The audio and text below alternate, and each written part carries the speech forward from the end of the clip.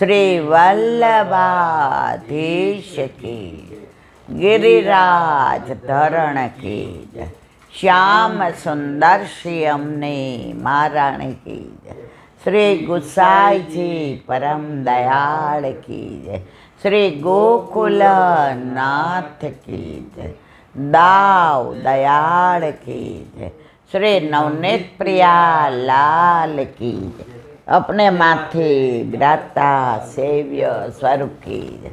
बधाय वैष्णव ने जाजा करीन जय श्री कृष्ण।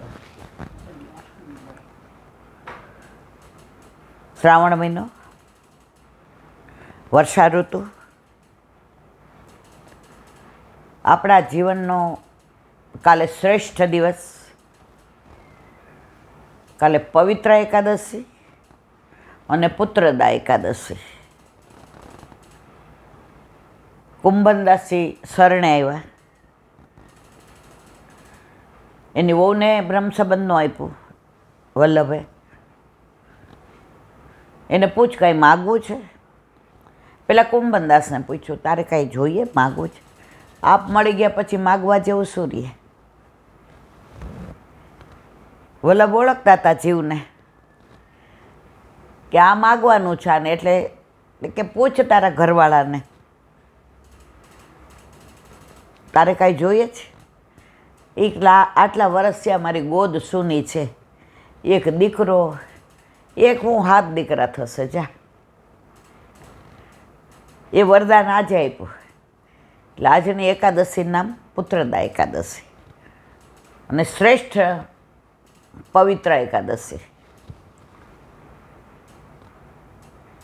ગોલોકમાં ઠાકોરજી રાસ કરે અને પોતાના કરોડો જન્મથી બિછડા પડેલા જીવ યાદ આવે એટલે ઉદાસ થઈ જાય। એટલે સામને જે પૂછે, પ્રભુ રાસનો રસ, મારી હાજરી, ગોપિકાઓ, ચંદ્ર સોળે કળાએ ખીલેલો, ખડખડ ખડખડ ત્રિવિધ વાયુ સંચરે, લલિત વ્રજ દેશ ગિરિરાજ રાજે, યમુનાજી ખડખડ વહે, મંદ મંદ શીતળ, मोर मयूर नृत्य करे, पपीहा पीहू पीहू बोले, कोयल कोहू कोहू बोले, वाजेंद्र वागे, मृदंग, तो आप केम उदास थई गया?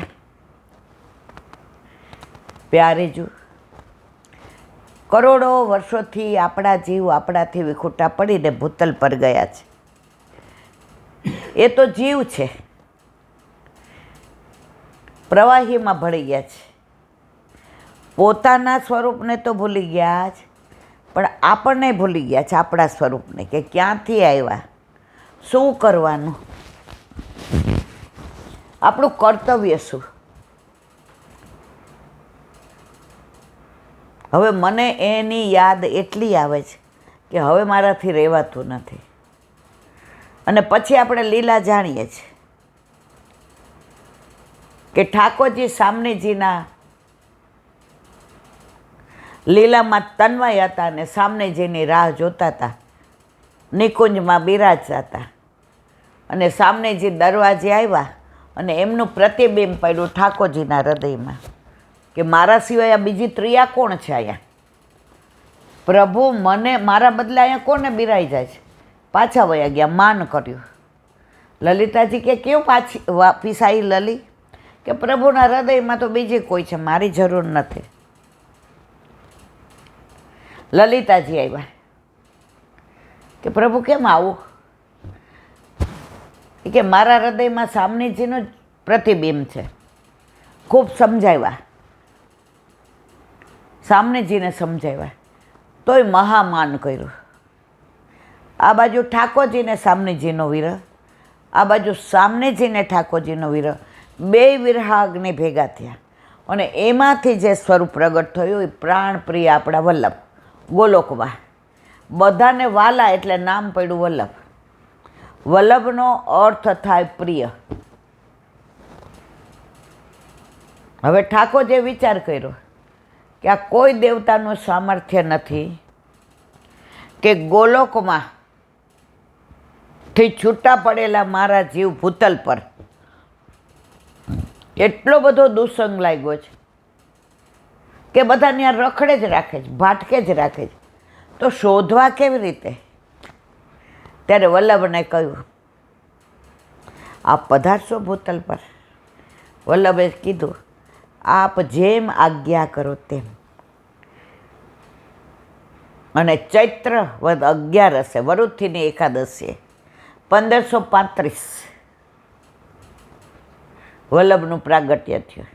અને એ જ દિવસે ગિરિકંદરામાંથી ઠાકોરજીનું ઉર્ધ્વ બીજાનું પ્રાગટ્ય થયું. સ્વામી અને સેવક સાથે આવ્યા. હવે વલ્લભનું તો કાર્ય હતું જ કે દૈવી જીવને શોધી અને મારા હાથમાં સોંપો. બીજું, શ્રી ભાગવત ગુઢાર્થ પ્રકાશન પરાયણ. અત્યારે બધા આચાર્યો પોતપોતાના મન ઘડત રીતે ભાગવતનો અર્થ કરે છે. મને એમ થાય કે આ કહું તો મજા આવશે બધાને, એ બીજા વિચારે આ કહે તો આમ. તો ઠાકોરજીએ કહ્યું કે આ મન ઘડત જે બધા અર્થ કરે છે, તો વલ્લભ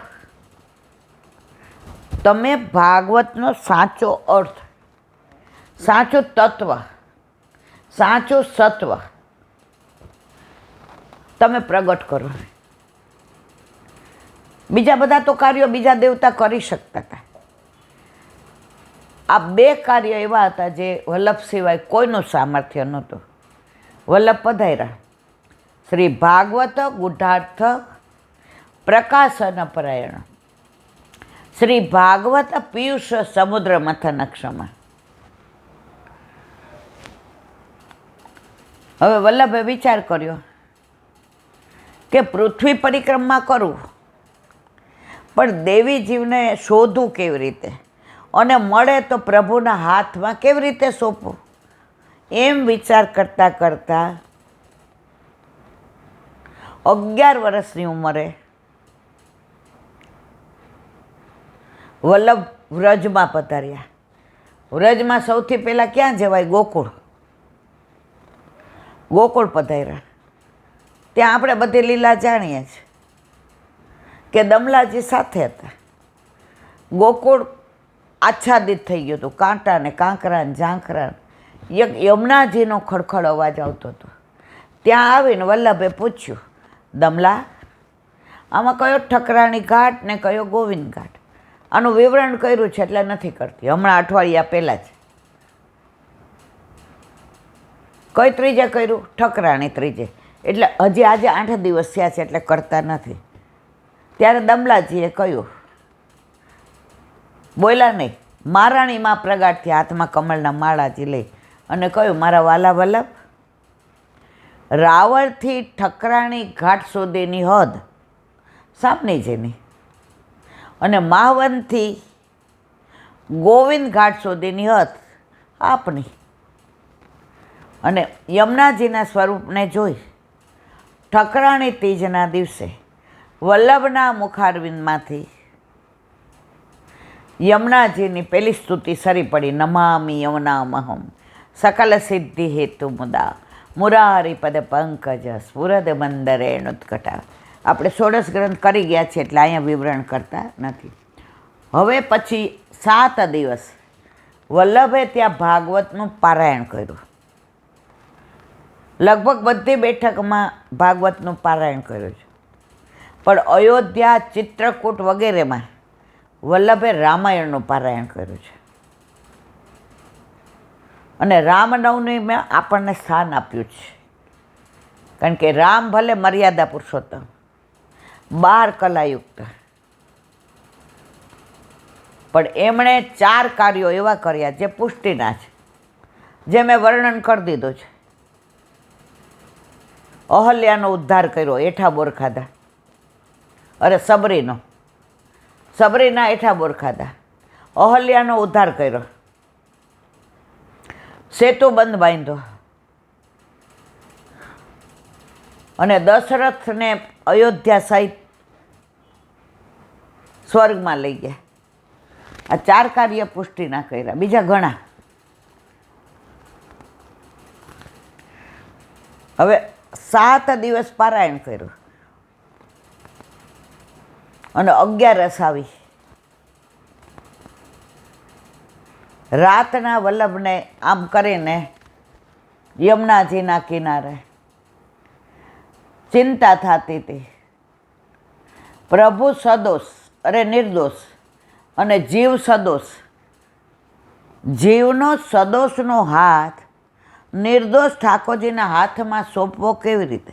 એક સમય ચિંતાથી થાય દેવી કહીવિધ જાની જાય. આ તો બધા ભળી ગયા છે, આમાં હું ઓળખું કેવી રીતે? અને ઓળખું તો હાથ કેવી રીતે સોંપું? વલ્લભની આ ચિંતા, વલ્લભની આ વ્યથા ઠાકોરજીથી સહન ન થઈ.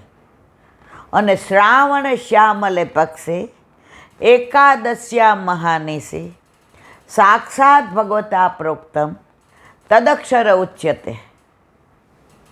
સાક્ષાત ઘણાનું માનવું એવું છે રાતના સ્વરૂપ ગોકુળચંદ્રમાજીનું હોય.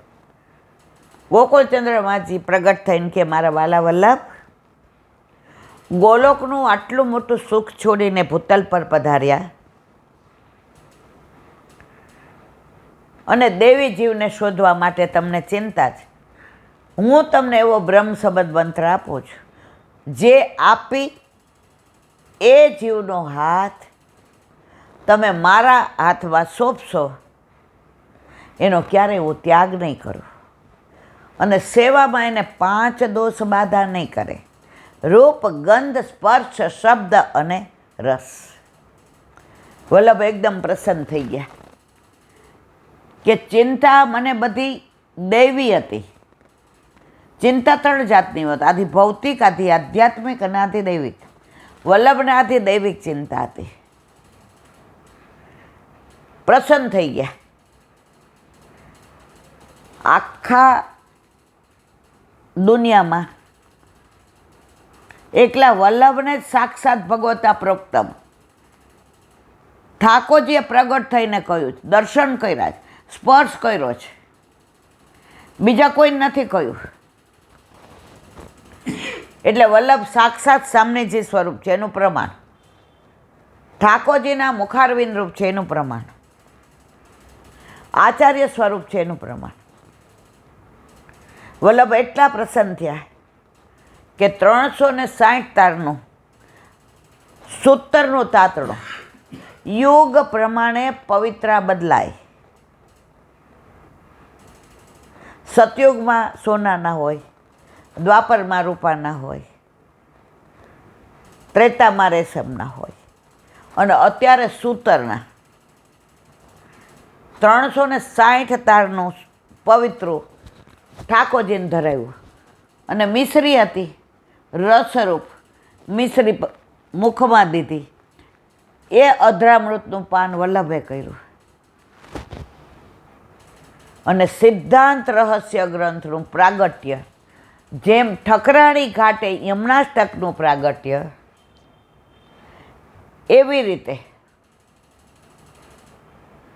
ગોવિંદ ઘાટ પર સિદ્ધાંત રહસ્યનું પ્રાગટ્ય, બ્રહ્મ સંબંધ મંત્રનું પ્રાગટ્ય, સાક્ષાત ભગવતા પ્રોક્તમ સાક્ષાત ભગવાનનું પ્રગટ થવું.